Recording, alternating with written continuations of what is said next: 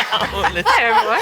Wow. Hello. Excellent. Okay, we are going to talk so much, and there's so much to fit in, that we're just going to get going and say a huge welcome and thank you to everyone who's here. To kick off, we're going to just start with a little bit of a primer kind of provocation. And many of us here know each other, and many of us in the room know each other. So some of this provocation is one that really speaks to a wider story. If any of it interests you, the deeper research and propositions available in paper form at the front. So do come and take one. And I'm really delighted that we've got an amazing panel today. And we've all sort of agreed that we are sort of representing a whole movement of incredible work across the country. So we speak for ourselves and we speak for the many people in our ecosystems that we work with, the many people who have built the foundations for us to build on, and of course for those who come after us.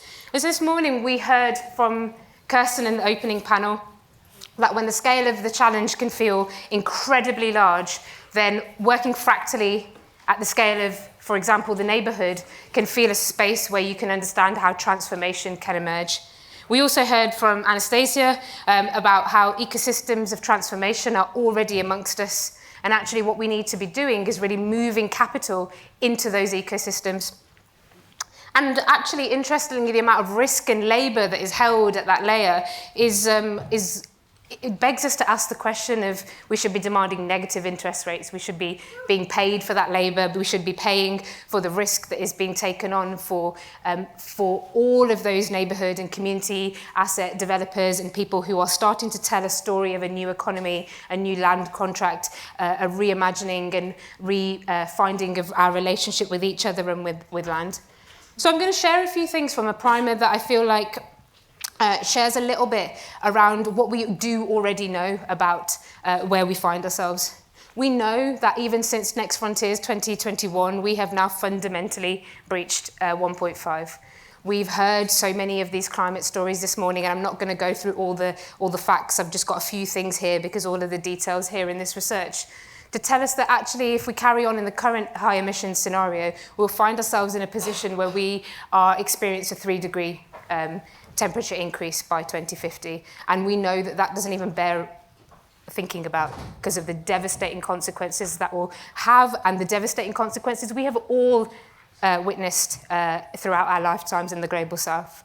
And so in a lot of the work that underpins some of the conversations we're going to have, we're really talking about a whole movement of people that understand what that starts to mean at the scale of our neighbourhoods, in a way we can understand and that is tangible and that we're experiencing already, and many of our ancestors and peers across the world have experienced for many decades. And arguably many of us are here as a result of the very early days of that damage.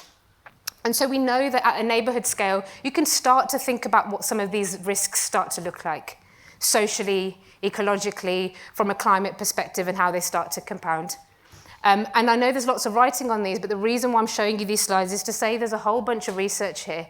And it's really for us to frame that often communities and work in neighbourhoods is seen as a nice to have, the fizz, the feel-good panel, where you're like, oh yeah, that's really good. And we'll put a couple of $100,000 over there, and then we'll talk about hundreds of millions over here.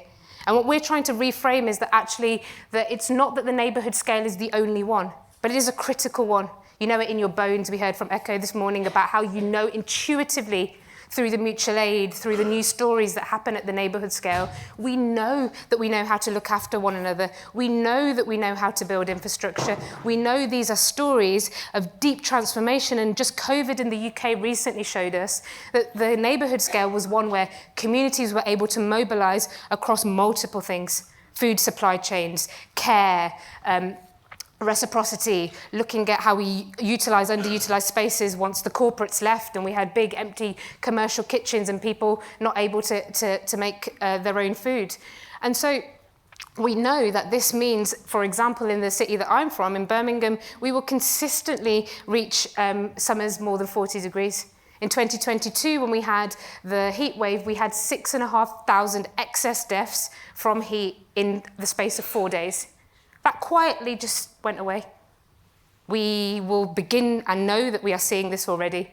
And so across this story, we know that our neighbourhoods are places where those inequalities, injustices exacerbate. A lot of us working in the city neighbourhoods, and we know that the overlaps of where we will feel the most impacts of flooding, of overheating, of poor housing quality, of cost of living, of lack of biodiversity, lack of shade, massively overlaps with where we know that there has been managed decline, purposeful neglect, deep infrastructure neglect, and we know that the catastrophic effects this will have. And so there's a whole story of this that we can tell you about more deeply. But what's critical that we've heard this morning, and we heard it in the built environment panel as well, and we heard it in the opening, that actually continuing as we are is also continuing into new age of imperialism. We cannot tell the story and build the same story that got us here to get us out of here. We don't have the carbon budgets for millions of new homes. Europe doesn't have enough carbon budget left. We've burnt through it. We've stolen time. We've taken way more than we should have. We've been, as Fazana Khan would say, completely out of size with our planetary boundaries. And so the level of reimagination that we are going to need to have to think about how we gently densify, how we rewild, how we re-infrastructure, what materials you use, is going to be so fundamental, is going to require imagination beyond the current paradigms. And where do we see that? We see it all over the place, but as we heard this morning from the stories of Coriolis, this is happening all over. The imagination is coming from those ecosystems. We don't need to be searching for ideas elsewhere. And so the research that we've talked about really starts to paint this picture, and I'm not going to go into it loads because we don't have time and we've got a beautiful panel, but I want to say come and pick something up.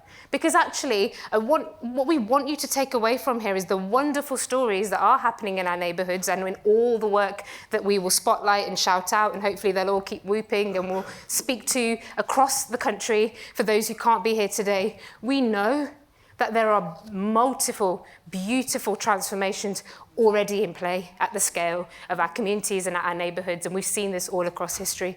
And this isn't just a nice to have, right? This is not just like a moment now. We know all through history that we have been able to reimagine systems in bold and transformative ways. And so it's not just a story of doom. All over the country, we are seeing communities re-infrastructuring, but thinking about how we rewild, how we recode our comfort, how we think about regenerative resources, renewable energy systems, how we start to retrofit and densify our neighbourhoods, and what is the level of imagination and creativity that is going to be required to manifest these futures is already in practice. It's not a dream that we look at miles and miles away.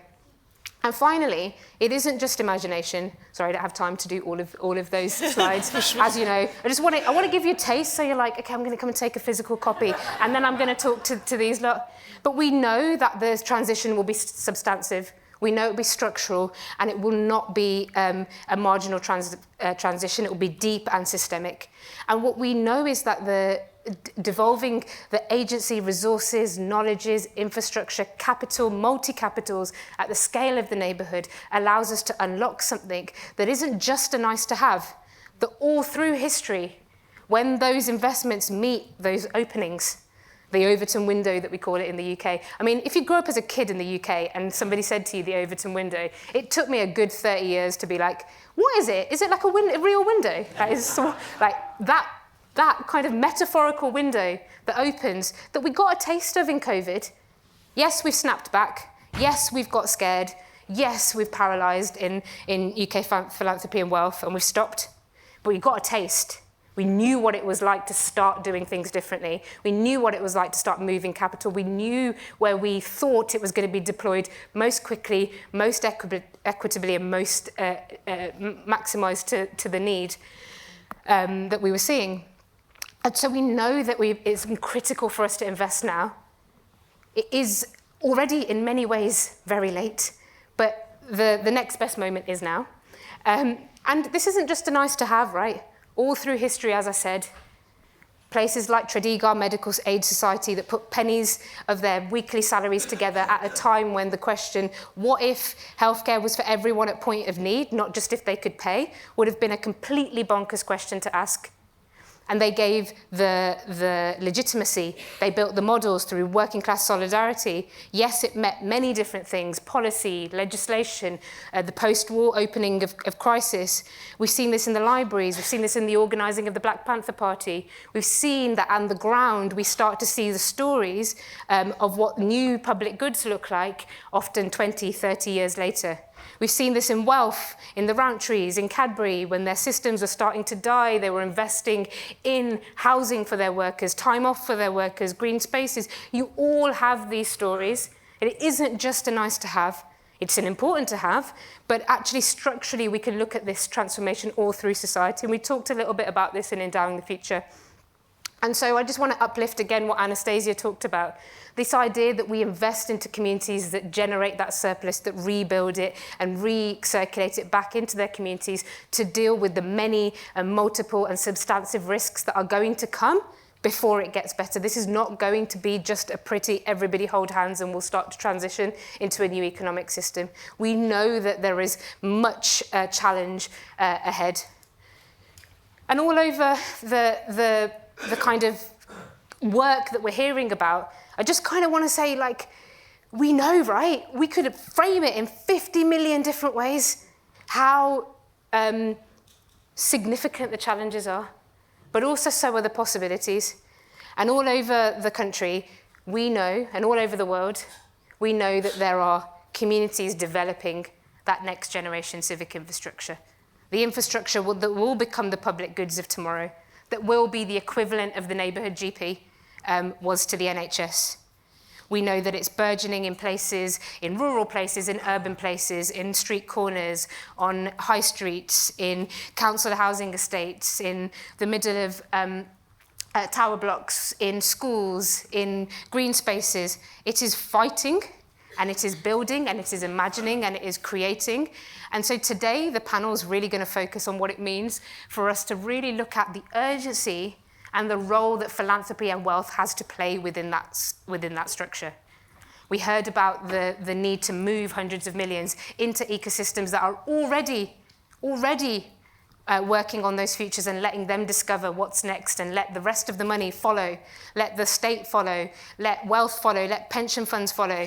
But actually what we need to do is really capitalize in many, many different ways and endow those futures and those possibilities with all the wealth and knowledge that is in this room. And so this is our call to action to you all. We know that it is an invitation, but it is an urgent invitation. It's also my third year here.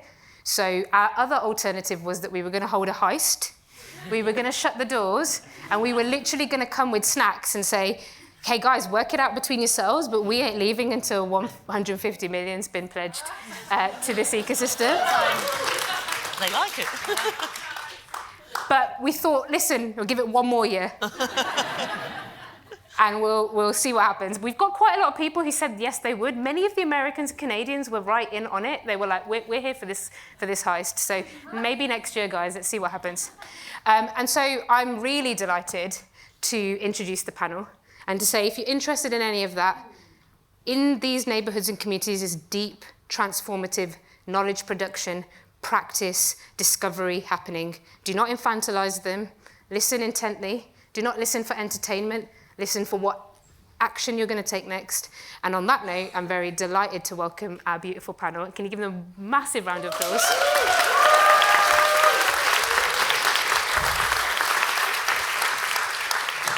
And we're going to have some fun.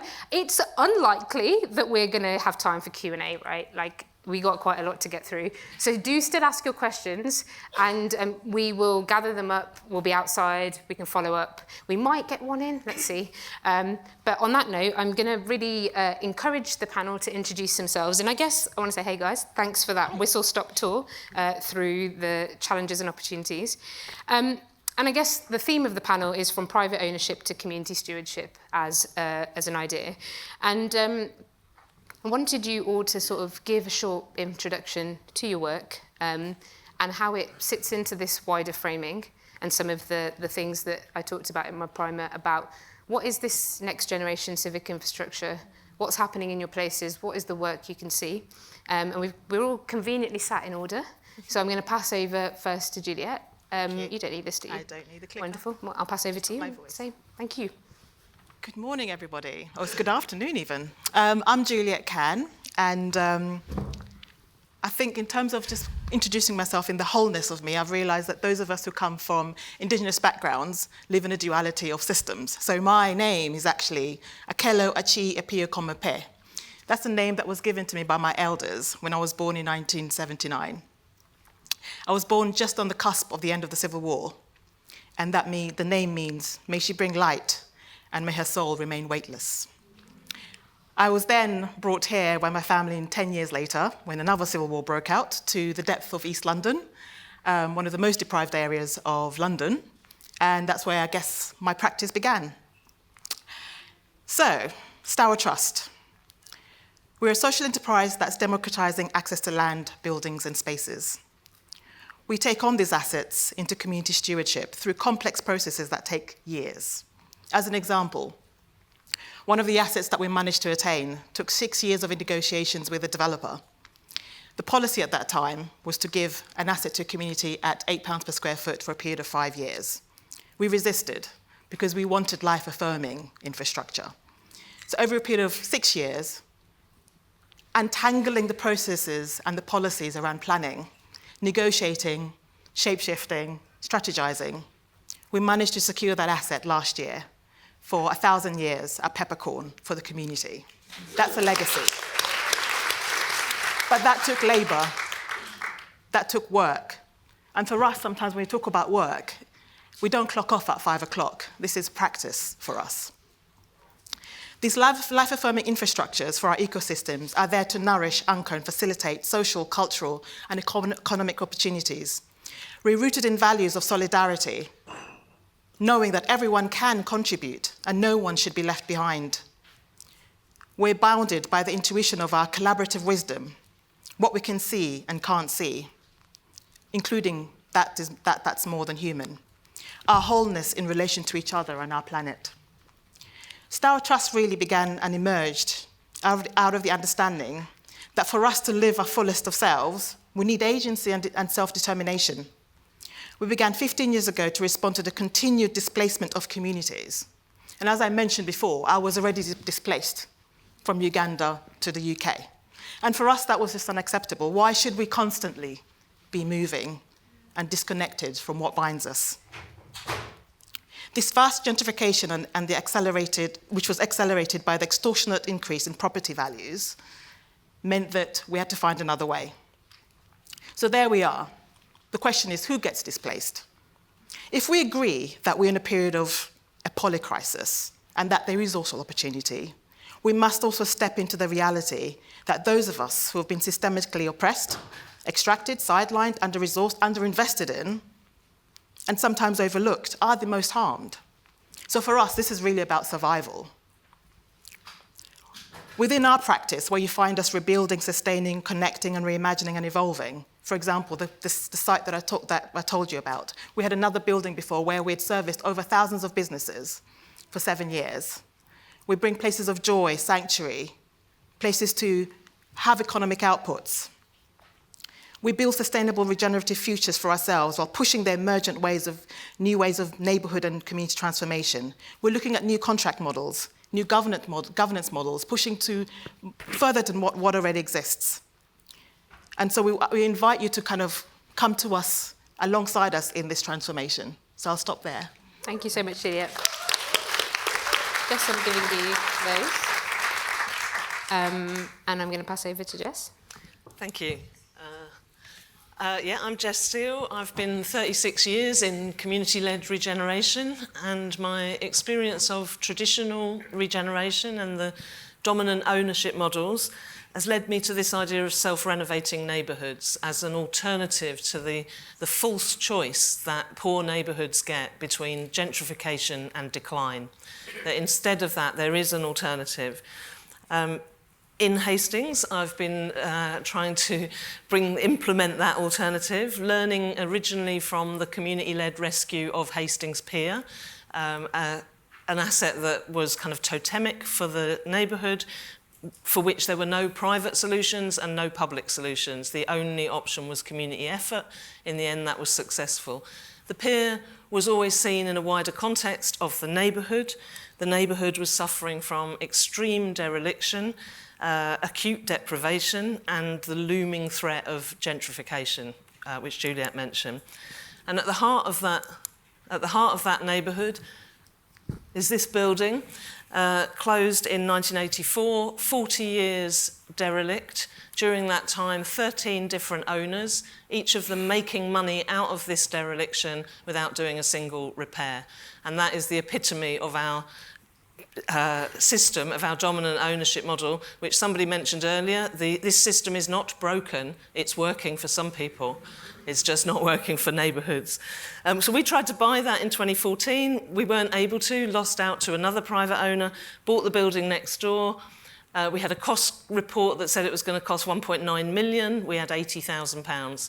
So we threw away the cost report and got on with spending the 80,000 and developed an approach which we now look back on and call phased organic development, which is partly about the way the money comes, but it's also about the way the people come. If you get started, people come, and you can begin that process and build your capacity from the bottom up. 5 years later, that was successful. We managed to mortgage it and buy this derelict wreck, a similar situation. You know, it was going to cost millions of pounds, and we had tuppence halfpenny. But so we specialise in this idea of phased organic development, working with difficult and derelict buildings to achieve neighbourhood transformation. We call it darning the fabric. It's what regeneration ought to be, not slash and burn, developer-led, profit-based, but carefully putting back together the physical and social and economic, cultural, environmental fabric of our neighbourhoods. And so far, we've bought 8,500 square metres of weird and wonderful buildings back from the brink and turned them into affordable homes, cap rent workspace, inclusive social spaces, all retrofitted within a climate commitment, no gas, air source heat pumps, excellent insulation. We are saving these buildings for the long term, not just for now.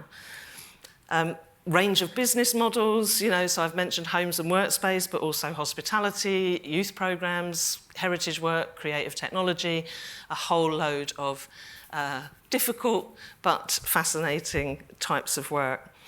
And we couldn't have achieved what we've done without this ecosystem of organisations locally which work together in step with aligned values but with different legal structures and different risk appetites. And I'm quite evangelical about this idea of localised ecosystems, because this is what has enabled us to take the risks and make that level of progress. I know that if we'd just been a community land trust, we wouldn't have done all this, but without the community land trust, we wouldn't have the democracy and the engagement and the long-term community ownership. So just to bring it back to in terms of transformational change, I see that we are kind of abducting some of the tools of capitalism, so freehold land ownership, debt finance, company structures, landlord-tenant relationship, and basically turning them upside down and inside out and using them for different purpose, so with different values. We're trying to create environments in which people can change their lives. We're not providing services, we're creating space for that, for people to change their lives and shape their neighbourhoods. And we have this slogan, which I think shouldn't be revolutionary, but is, which is, we look out for each other and we look after the place. It's a really simple thing to do, but it is actually incredibly hard. It shouldn't be as hard as it is. Thank you. Thank you very much. Thank you. Over to you, Bex. Hey everyone, I'm Bex. I'm a co-initiator of a cross-sector collaboration called Platform Places. We have a mission to unlock town centre buildings for amazing ideas that help us live affordably, sustainably, and together. But our deeper mission really is to shift who owns, controls, and transforms our neighbourhoods. My personal journey into this work started about 10 years ago as I was initiating things like Impact Hub Brixton, Library of Things, and working with ecosystems of peers in South London, also doing critical healthcare and reuse and repair, grassroots arts, a whole range of these services meeting local needs, and we all shared the same struggle, which was access to space. And actually now that is the case for 70% of community organisations. It's a key barrier to them starting and growing. We struggled to get hold of the space in the first place. Estate agents and landlords not taking us seriously, or we'd be offered sort of cupboard-sized shops that would be 50 grand rent a year, or leaking garages from the council that still had a rent expectation, or meanwhile spaces that would be turned into luxury flats in a year. And then others of us struggled to hold on to the spaces we had, as we've heard. One particular moment which broke my heart was watching my favourite Latin community hub on Brixton Station Road, which had a juice bar and a butcher's and an international calls booth and became a makeshift salsa bar in the evenings. It was amazing, such a hub for Latin community in South London. And overnight it was cleansed and became a shiny Sports Direct. That whole area of Brixton had just been bought out by a Texan billionaire. And that's when it crystallised for me. We need to shift the ownership. We need to shift who owns and controls our neighbourhoods. We've recently done a piece of research with Platform Places looking at who owns and controls 500 units across 3 town centres. 90 to 95% of the units are owned and controlled privately and often distantly by people who have no connection to that place. So we need to localise and democratise ownership. Fast forward to lockdown, I found myself co-convening this amazing group of kind of unlikely allies all looking at this challenge. High Streets Task Force, British Property Federation, Power to Change, New Local, private landlords and institutional investors like Legal & General and Alandi saying, we can't rent our shops to Topshop anymore. Like, where are these amazing community entrepreneurs you're talking about? And councils from around England saying, we have a mandate to do something about our town centres, but we don't know who owns them. And community leaders, funders saying the same thing as I was. And what came out of this learning journey really was a spotlight on this new breed of developer that we've just heard about, this community asset developer, this neighbourhood developer. Hastings Commons, Stour Trust, Civic Square, Nudge Community Builders in Plymouth, We Can Make in Bristol, Maya Group in Birmingham, Onion Collective in Watchet, what Brendan's leading in Wandsworth Town Property Partnership. There's loads more around the country. Brian and Safe Regen in Bootle, Craig and Joanna doing Back on the Map in Hendon, Victoria and Kelly doing People Dem Collective in Margate. Oh, there's a whole list. And we came together. We came together as a group last year for a 2-day retreat, and we said, how can we unlock more of this? How can we uplift and support this work? How can we see this everywhere? And what would it take to really resource this well? What was really clear, first of all, was the strength in the power of that group.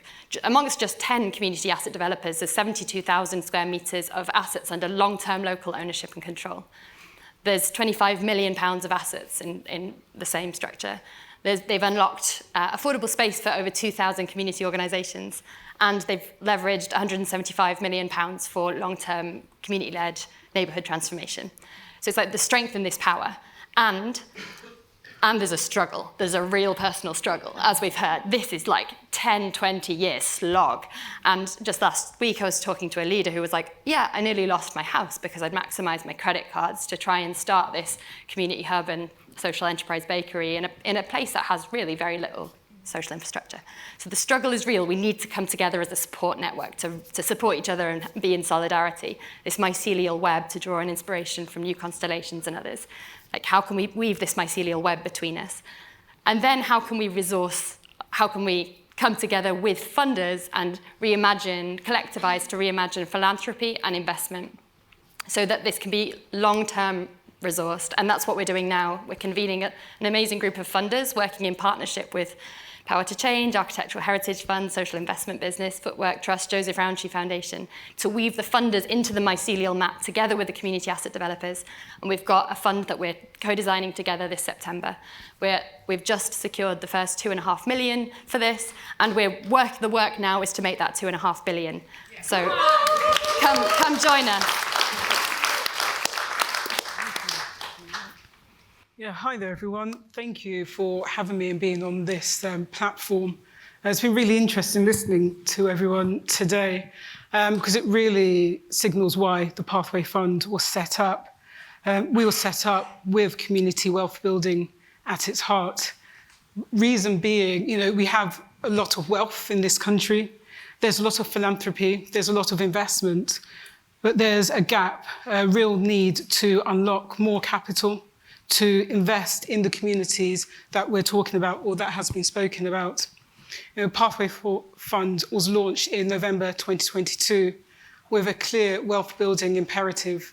We're focused on the UK, we're focused on minoritized communities, and a goal for us is really to advance racial equity by unlocking that wealth building imperative. Why it's important? Well, we heard about intergenerational wealth, the benefit and value that it does for those who are wealth holders and keepers of resource. But if you are not a part of that group or set, you don't really have intergenerational wealth, particularly if you are from a Black or ethnic minoritized community. What that looks like is for every £1 that comes into a white British household, 10 pence will come into a Bengali household, a Black African, 20 pence into a Black Caribbean household. And so you can immediately see there's less money in the household, less money to spend on services. If we're looking at intergenerational wealth and wealth holders and the transition of wealth, between 2020 until 2050, they say, 5.5 trillion will be transferred in wealth through property alone. And so for the communities that we're investing in, Black communities, 20% actually own the property. And so when we're looking at that transfer of wealth, there's a huge gap, in terms of access to finance, access to property, or really the opportunities to build your own wealth. And, we know the wealth building imperative means that wealth that's generated within the community often stays in the community. It provides jobs. It means that communities are able to really build up their own self-determination, hold their own dignity. And it also means that it's long-term. Sometimes, philanthropy has been guilty, if I could be honest, of being quite short-termist. And with community wealth building, we're able to look at longer-term solutions and use strategies that we know that works within the community. With the Pathway Fund, we realised that something big structural was needed in the financing and the funding system, particularly in the UK. And so that's where we set up to be the first Black-led investment wholesaler focused on impact investment in this country. It's quite strange to say in 2024, we're talking about the first diverse-led impact investment wholesaler fund, but we are. And I also see that as an opportunity. It's an opportunity to invest in something that's new and innovative. And it's also an opportunity for change, to do something different. I was just listening, to some of what you've been through, hundreds of applications, 10 or 20 years.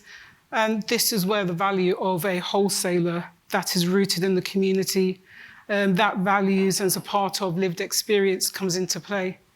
Because we're able to understand what it takes, able to work alongside in collaboration and partnership to design and deliver, funds and to really drive that impact. As a wholesaler as well, we, were quite intentional on that because we wanted to work alongside wealth holders to own, manage and handle assets and to drive them to use philanthropically. I think for us, our focus areas is on asset acquisition. As you've heard, the value of assets in this country and the lack of community spaces. I mean, I don't need to give away my age, but as a child in the 80s, I used to hang out in my local youth centre. Now, I can't see many youth centres around, hands up if you have any. But, and also, my career, working with philanthropists, trusts and foundations around designing and delivering funds for particular communities. Again, you see that mismatch in having funds that centre the community, having funds, for instance, using grant funding in a catalytic way, using grant funding to actually leverage in other forms of investment, as well as using grant funding to take on, that first loss. And it's those three things in terms of how we use grant at Pathway is our focus. In terms of the areas we're working in, we're looking at enterprise development, the ability for communities to invest, grow their own enterprises. That's from social enterprises right through to charity and for business. And also looking at the ability for communities to thrive off their own businesses.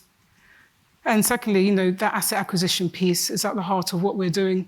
The ability for communities to own and manage their own assets for the long term.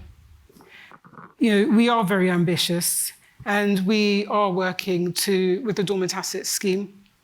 We are keen to use part of an allocation of dormant assets to leverage additional capital to build a £50 million endowed fund.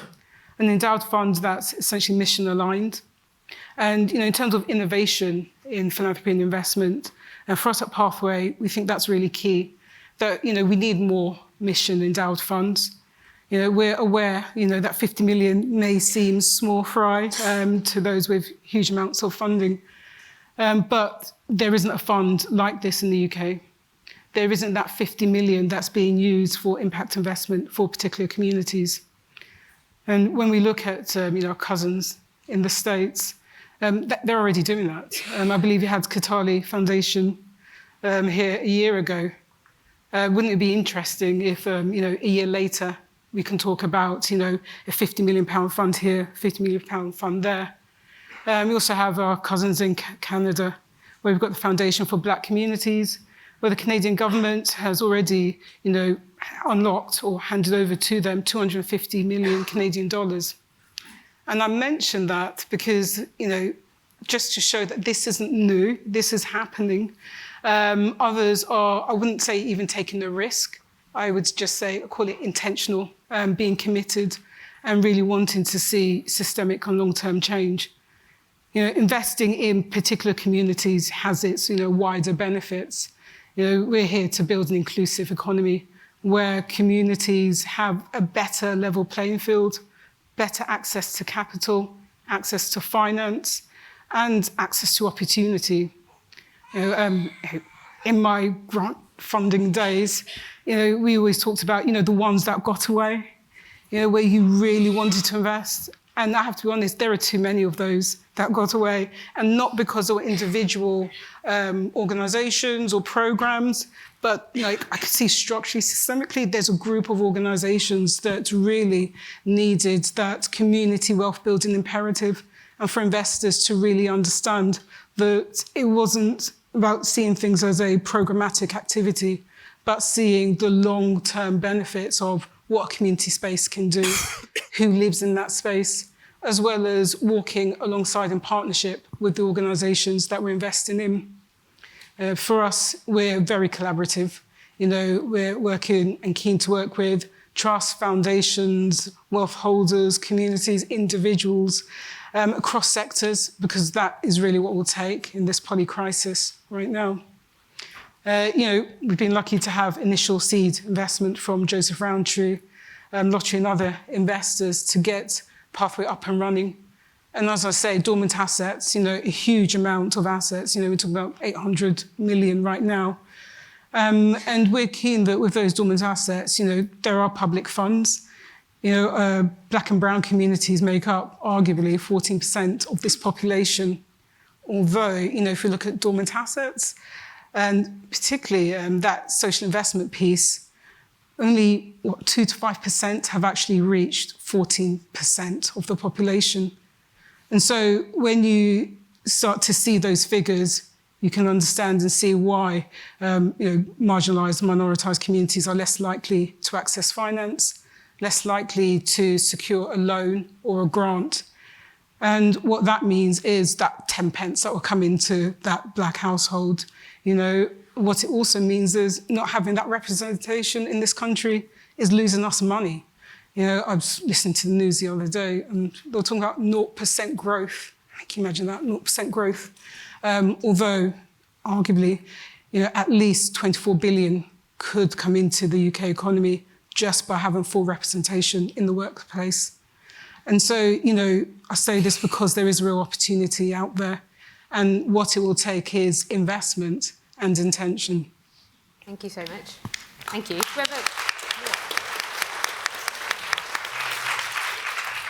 so I knew most of the time would get taken from you hearing about these folks. And we talked about this before, in the sense that we know that we represent so many people working in this kind of way. And I've got a kind of closing question to the panel. And if you do have questions, put them in. They'll still get upvoted, and we'll find a way. We can chat outside, or in next year in the heist.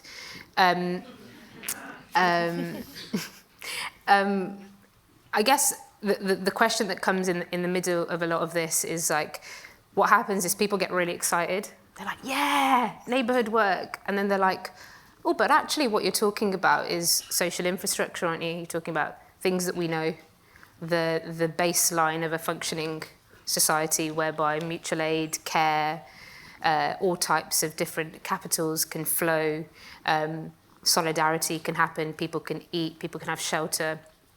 And essentially, you get back to the point of this question, well, okay, so we've totally decimated that in this country. We've decimated the social infrastructure. And then you get the next logical piece from often philanthropy and wealth is, well, that's not our job, right? Like, that's the job of the state. And then it's kind of like, yes, and. Then the next question is, we don't have enough money. But we don't have, that needs trillions. We don't have enough money. And I guess the provocation I really want to put to the room is that, yes, there is a story of social infrastructure that we need to rebuild. We need to fight for that. We know that that has been under attack and completely decimated in our places. But the type of work that we are trying to uplift is not just thinking about, let's move back to having some social infrastructure. It's trying to understand fundamentally a range of different questions. It is trying to understand the risks and opportunities that are emerging as we are hurtling past 1.5 degrees. It's trying to understand what's happening when we have a housing crisis and there's thousands of empty homes or homes owned abroad. We've got high streets with hundreds of people waiting to put in, sharing libraries, spaces to come together, places to shelter. It is trying to understand this story in a far more structural piece of like, we are going to and will continue to feel the impacts of this crisis. And it is from those crises that we will start to build these self-renovating, these anti-fragile, these more resilient, these more imaginative, more creative approaches to a new economy, to a new relationship with land, to a new relationship with one another, returning to some of the older ideas, reducing our consumption, increasing. These are multi-layered stories that is not just as simple as saying, well, if we put a place together, that's it, right? It's all we need to do. This is sophisticated work that's happening where people are working at many layers in their neighbourhoods. They are producing knowledge, they are researching, they are making pathways forward for philanthropy and wealth. They are thinking about the land contract, they are thinking about housing, they're thinking about technology, they're thinking about the commons, they're thinking about the high street, they're thinking about impact investing. You know, they're welcoming newly arrived communities, they're understanding so many different layers. And so what I want you to kind of really be able to reflect on is not this question of, well, philanthropy doesn't have enough money. Wealth doesn't have enough money to do that. Like the scale of the challenges I'm going to hear about today are in the trillions. We're interested in what is that catalytic? What is what we heard this morning from the panel where Anastasia and others were talking about Coriolis? What is the money that comes in to start moving us towards a different story that then follows the state? Pension funds, philanthropy, wealth. Everybody in this room knows that the value of your philanthropic pound is going down every second as we speak, and its ability to meet crisis and have the most effective leverage is reducing as those crises compound. We know that. We know that. Someone told me last night that the windfall that one of the foundations had got during COVID is already gone. There's plenty of these stories. I would really welcome more accountability and more honesty on these stages about these sorts of stories, and this is where I want to pass over again, because what I want to say here is that I really want to uplift how much quite sophisticated, thoughtful practice and narrative is coming back to these stages every year. How much it takes for communities to be like, right, let's try again. It's the third year for us. How much it takes to to know that we see these stories all over the place, and then we have to come back again and be like, how should we frame it this time? Right, what should we do this time? How should we do it in report form? Do we get dressed more smartly? Are we like more cool? Like, should we just be like, yeah? Should we try and get the panels to come to us? Should we try and, like, what do we do, right? Is it a heist? That's a joke, obviously. But like, it's really important to recognise even that labour. This is not something new. This is like often sometimes entertainment, especially for black and brown communities, especially for marginalised communities, often entertainment of like, come and tell us how bad we are and how much we need to do. So first of all, I do want everyone to give a round of applause to all the labour, for everybody who is coming back again and saying there is hope and sitting on these stages, and for everyone here and all the names they mentioned and many that didn't get mentioned. So give it with some hoop. Come on, come on.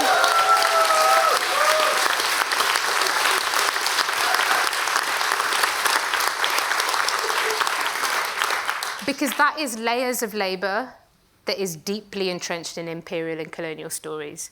And for people to keep coming back and having to build that hope and have like pennies move is really negligent and disrespectful at this stage. To us, to future generations, to each other, to our intelligences. And I want to invite us to the thing that Indy said this morning. Let's know all of this and then step into that greatness. So on that note, I want to go back to the wonderful panel and say, hey guys, so go on then. What gives you hope? What's your ask? What's your kind of closing statements? You've got like a couple of minutes each, sort of. And we'll start with Dilys and we'll come back this way. Gosh, hope, ask. I guess my hope would be, there was really interesting research that the Impact Investment Institute did around, transfer of, funds. It was that what stood out was a 4% being allocated, for philanthropic good or intention. My hope is that that increases, and that research was done a number of years ago, and it's still at 4%. So my hope is that that increases, so that we can invest and do more greater work, more impact. My other hope is that the work that we're all doing gains traction. Reason being because it deserves to. A lot of this work that they're doing has been happening for years. There are organisations, the Abele Initiative, Do It Now, Voice for Change England, so many organisations who've been doing this work, and what they need is that, that strategic investor who's going to walk alongside them, so you're not doing 100 applications for 50K, or you're not, 10 years, none of this stuff. That is really my hope. Thank you. I hope it comes from seeing the momentum in this. And I was reading that amazing blog written by Juliet, CEO of Lankelly, called Dissolving Separations. Like, this is what we need to do. We need to dissolve separations between us as individuals, as organisations, as sectors, between us and the land that holds us. And I see that happening. I see us starting to work together as a team, everyone in this room, on this panel. Like, we're facing the same challenge. We're in this together, and we're working together. And I love that the funders are now at this table, and we're acting more as one than as funder versus fundee in two separate spaces. So this network and these network-governed funds that are emerging, I see as really important in dissolving those separations. They give me hope. They're being prototyped. Annette and Michelle at Dark Matter Labs have done amazing work. New constellations are testing this mycelial fund. That's happening. Also, the unlikely allies that are at the table, like Legal in General, some of the big pension funds, are increasingly open to these conversations and dialogue about doing things differently, about making community asset developers an investable asset class. And that's the trajectory we're on. That gives me hope. So my hope comes from the geographers Gibson Graham, who talked about diverse economies all the way since the 1990s. And they tell this joke about how come feminists get to have their revolution now and Marxists have to wait for the collapse of capitalism? And I always love it because it reminds me of neighbourhood work, because neighbourhood work is like feminism. It's about everyday actions. We can make this change. We have been making this change. And as Immy said, this change is multi-layered and catalytic. It's holistic because that's how it feels at a neighbourhood. It's not about housing or youth or something else. It's about all of those things all at once, all the time. And so I do have hope that we can have our revolution now, but the revolution needs to be funded. Like that. What gives me hope? As Immy mentioned earlier, that the work that we do on the ground sometimes isn't understood within the systems of strategy or within the systems of research that's already been completed. Sometimes we're reacting to to issues on the ground that are yet unseen. And we respond to that. We need to. I guess what gives me hope is that after years and years of doing this, we kind of feel like we were on the right trajectory all the time, and connecting with other like-minded community neighbourhood developers across the country who have similar values, who are chipping away, within their corner, whether it's Rekindle or Kin Structures, Resolve Collective, Decolonising Economics. We're all trying to do this together within a system. We're not competing with each other. We know that we need each other and that we have a greater vision that goes beyond our lifetime. And so for my hope really is that I'll be the last generation to have to do this, because my parents did it and my grandparents did it. So I'm sitting here not just as Juliet, but representing many others, and hoping that, that there will be another panel sitting here celebrating all the incredible infrastructures that have been created because conversations were heard from today. So that's what gives me hope. Thank you so much. Can we have a round of applause for these guys?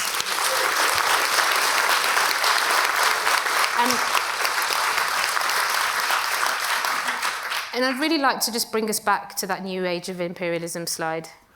I want to just remind a UK audience, a global North audience, what a privilege it is even to have the chance to say, you know what we should do? We should re-infrastructure, we should rewild, we should rebuild, we should reimagine our places. The incredible amount of privilege that comes with that arguably we've squandered and stolen those privileges from many parts of the world. What it means to wake up and be able to sit in a room and think about this in itself is an incredible act of huge privilege, and we have to meet that moment. We absolutely have to meet that moment, because anything else is negligent and irresponsible. And so what gives me hope is that all over the place, I could tell you tomorrow, just in Anastasia's words this morning, I could tell you tomorrow a group of next generation civic infrastructure builders putting into place principles of what may happen with temperature increase that are ready to absorb 100, 200, 300 million. I've got an endless list of people with that next piece of land ready to purchase, with that next building ready to go, with infrastructure that they already have that they want to move into even more resilient and anti-fragile mechanisms. And you might not feel convinced, right? You still might be like, oh, I don't really believe it. So to finish off, and I'm just going to ask you for one more minute. Sorry, folks, we did start a bit late. One more minute, because you might be like, oh, yeah, it's nice, but like there's so much else to do. Sorry to do this. This is not the only work that I want to uplift, but I just want to give you an example. Go with me to a little place called Knoll West in Bristol, whereby a community built some infrastructure 20 years ago, which brought communities together. They did art residencies, science and tech and all sorts. Loads was going on. Lots of us went and visited. It was right in the middle of a beautiful council estate, an estate that was built to celebrate the heroes of the war. And in this council, in this infrastructure, a few years ago, there was one of many residencies. Out of that residency was born the beginning of a project called We Can Make Homes. We Can Make Homes involved their community. They built a factory just down the road in Knoll West. Neighbours from that community worked with Knoll West Media Centre and We Can Make to imagine what they could do with lots of underutilised spaces, infill sites. They started to print the technology at the factory, things like block build, WikiHouse, many of the things you'll know about. This self-building infrastructure where they could be involved in the design and making of their homes. Lots of these big gardens with lots of space. The land was then put into community land trust to hold in perpetuity for that community. Neighbours started to say, I'm actually quite isolated here. I'd love it if a neighbour could build a home there. They started to work together. Overcrowded housing with people who were on waiting lists to be moved out of the area suddenly eased. One daughter and her daughter moved out of her parents' home just at the end of the garden, so they could still share childcare and still share their space, but had their own spaces. That community started to build a model of what we could do if we gently densified and used underutilised spaces and the wisdom, knowledge and capacities of people in that place. That community is now also retrofitting streets. £500 million just in 2020 went back to central government because apparently there was no uptake for retrofitting and decarbonising our homes, because of course people don't want warmer, safer, cheaper to run homes. They just want to carry on in the chaos that we're in. Those communities are now building a company called We Can Build. So they're building the skills and knowledge to do that retrofitting in their places. The stories of this are in a film, but not only is that happening, that work is now building policy recommendations for the next government for community wealth, what to do with land, what to do with small hacks to existing policy, what to do with big moments. It is ready. It's ready for a next Labour, probably, government to be able to pick up. It's been telling this story nationally, locally. It's been working with all of us. It's been inspiring each other. It's been doing all sorts of different things. That story is working at every level of reimagining the land contract, holding wealth in perpetuity, building skills locally, being ready for what is going to come, how we come through that, working with the people there, all the knowledge, assets and wisdoms that are there, and how that can be spread in many, many different ways. That is one of hundreds of stories like that. That is going to be the foundation of the new economy. That is going to be the foundation of how we reimagine our neighbourhoods. That is going to be the foundation of how we deal with crises. The black and brown communities that we hear about here are the foundation of the imagination of what happens when you are completely displaced, when you lose your homelands, when you lose everything, your dignity, everything you know, and still came to this place and said, hey, you know what? There's imagination and that we are in the future. We're here now and we are in the future, and it's going to be incredible. That's my story as being here as a result of partition. That is one of millions of stories.